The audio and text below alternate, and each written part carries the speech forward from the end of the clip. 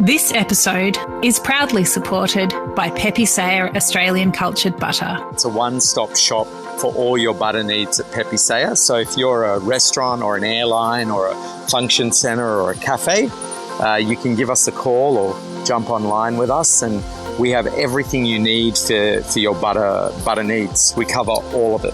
The biggest one for me is the little logs that we make that you can cut down and put a little Pepe Sayer tab on it. Also the 15-gram portions, but we also do blocks. And in the blocks, so we do 25 kilo or 20 kilo, but we also do a 2 kilo.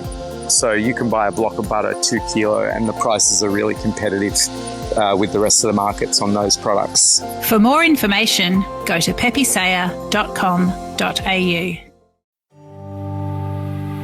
Being able to work with my family and work with Dad on land that was originally his dad's before him is definitely not lost to me. And even though there's tough days and frustrations, to be able to think about that and put it into perspective, once again, I count myself pretty lucky. This is The Producers. I'm Anthony Huckstep. After a career in the Navy, Ace Hodgkinson-Jones returned home to take over the family farm. Firebreak Farm is situated in the foothills of the Bunya Mountains, where Ace and his family are raising quality pasture-fed lamb and beef, as well as free-range pork and poultry, using regenerative agricultural practices. I'm Ace Hodgkinson-Jones, and together with my wife Kylie and the help of my parents, we own and manage Firebreak Farm. So we are situated in the South Burnett region of Queensland. So that's about 2.5 hours northwest of Brisbane. We're near a small town called Maidenwell, which is at the foothills of the Bunya Mountains. So typical kind of beef cattle country. We've got red volcanic scrub soil, kind of mixed in with black cracking clays is kind of our topography, yeah. So the South Burnett, we think, is a bit of a hidden gem. I think typically people think of the South Burnett and it might be peanuts or beef cattle, maybe a little bit of dairy. But recently there seems to be a bit more interest into lots of other producers, whether it's wine or cheese or caper berries. So we're situated close enough to Brisbane, the Sunshine, the Gold Coast to kind of be a bit of a food bowl, we think. So that, with the growing trend of people interested in food, that I think that's where the South Burnett can really come into it and being so close. So yeah, not yet known as a huge food bowl, but we think moving forward it really can be.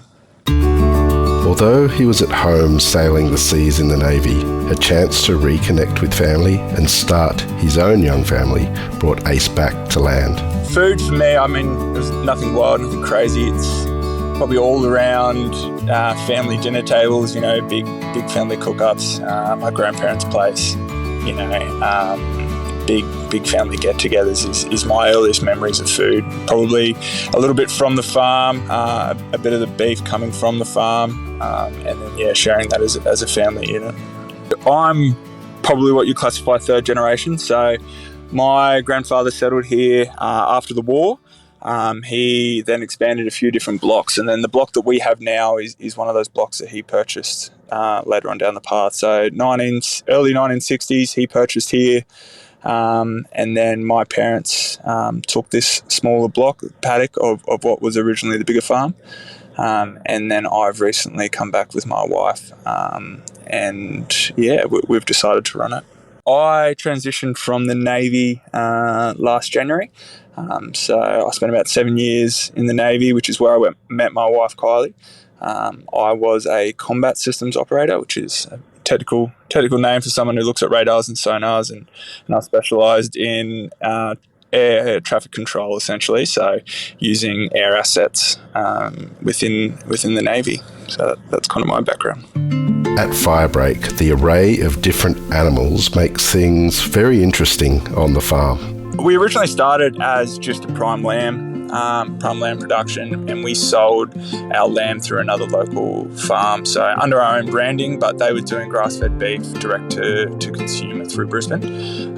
So that's how we kind of dipped our toes in the water, and then the more comfortable we got and the more that we kind of planned for my wife and I to come back onto the farm, we saw that as something that we could take over wholeheartedly. So they were the early days, and then we have a mixed farming here. So we've got pork, lamb and beef at the moment. So our sows are a bit of a motley crew, a bit of a mix of some heritage breeds, some Berkshires, as well as Durocs. So we have about 15 breeding sows.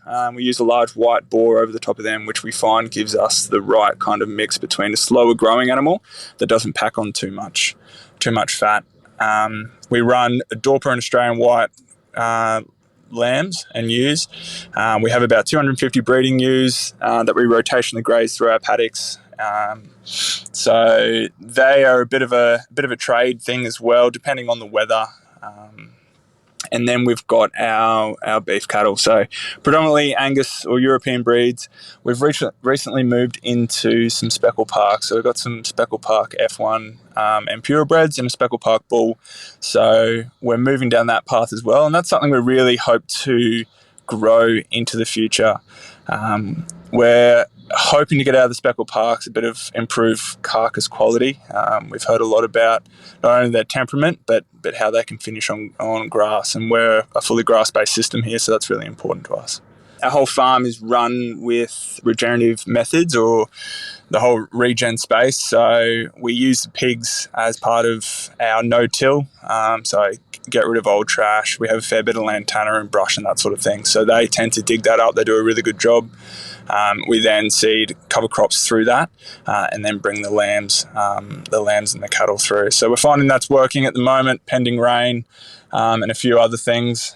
We've also got a lease block which really assists with our cattle production, particularly at the moment when we can move cattle around and try and match that stocking density to the feed that's on offer.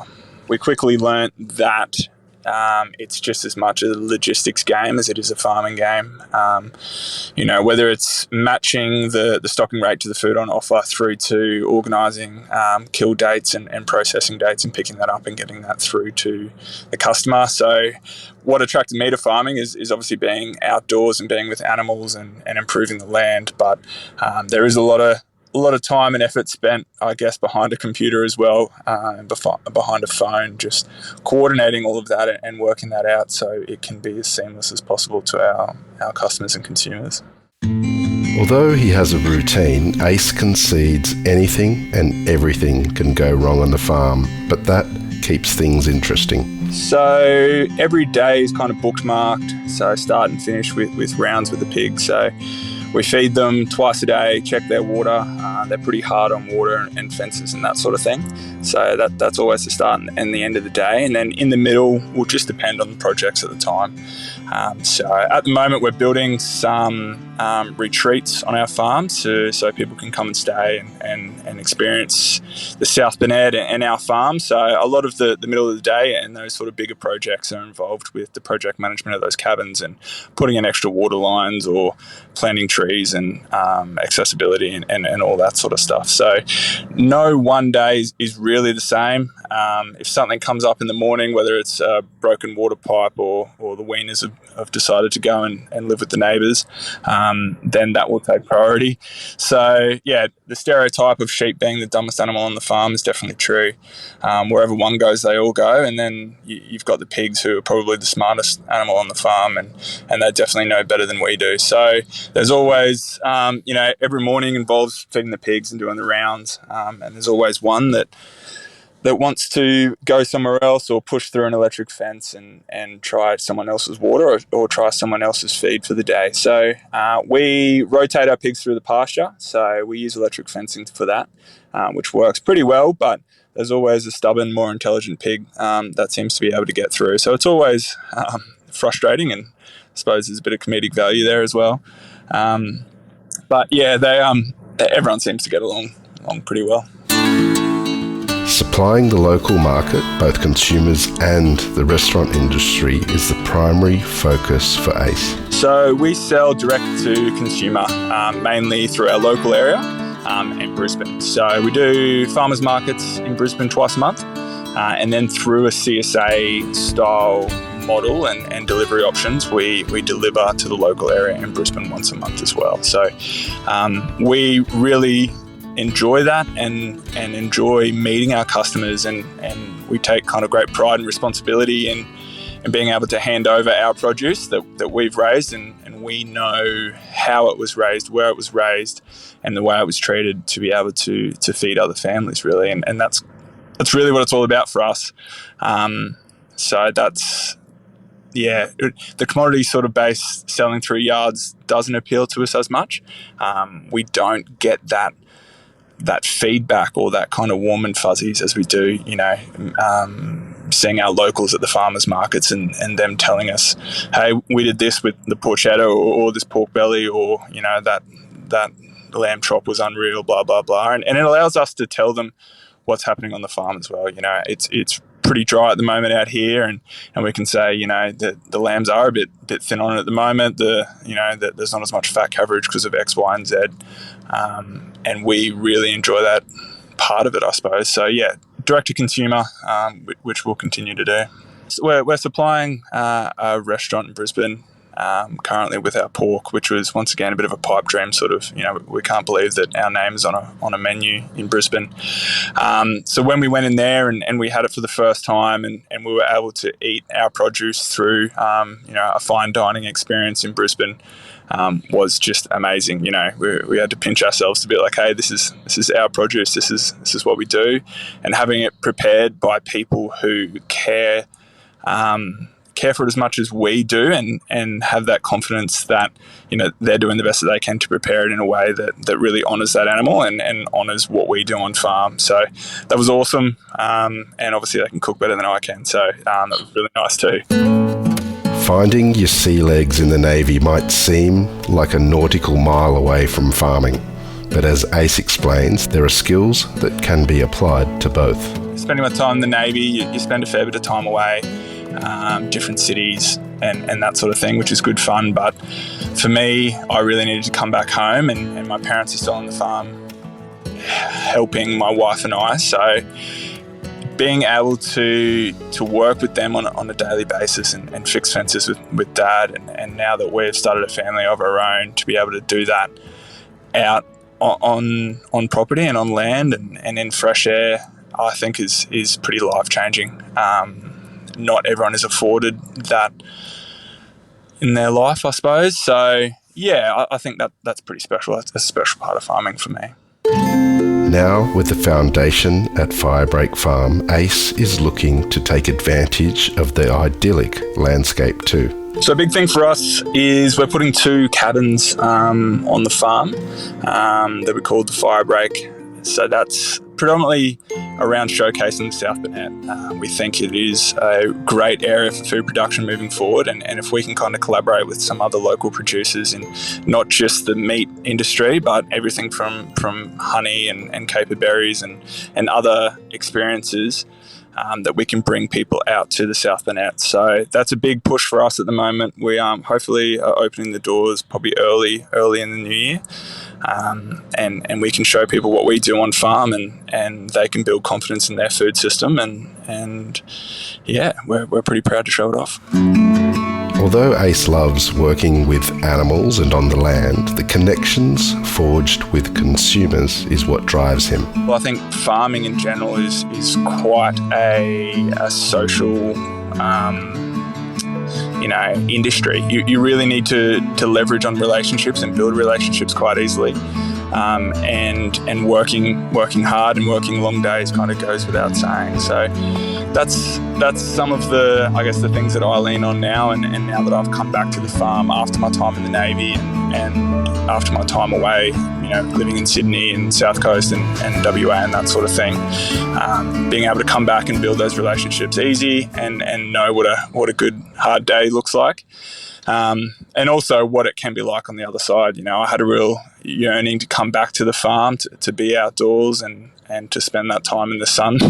Being able to work with my family and work with Dad on land that was originally his his dads before him is definitely not lost to me. And even though there's tough days and frustrations, to be able to think about that and put it into perspective, once again, I count myself pretty lucky to be able to do that. Firebreak Farm is a wonderful example of a small-scale farm where different animals live their best lives, and the local community know exactly where their food comes from too.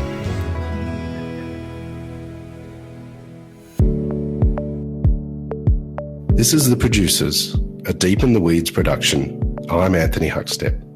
Stay tuned as we share the stories of producers, farmers, makers and growers, the true lifeblood of the food industry.